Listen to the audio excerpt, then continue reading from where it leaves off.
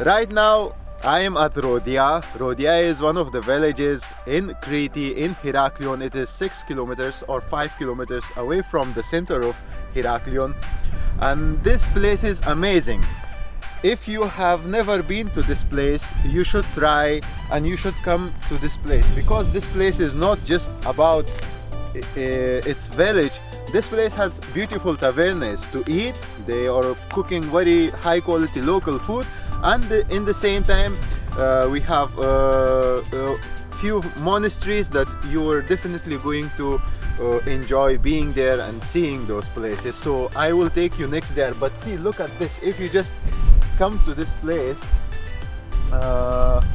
this will be your view. You will see the whole Heraklion. And what could be better if you were here at night with your friend or with your girlfriend or with your wife, and looking at the whole city of Heraklion, all the lights. I was here once, and I really want you to be here and enjoy. And in the same time, I want you to remember that Airbnbs are available in this village. We have villas, we have hotels, so you don't need to be worried. We have supermarkets.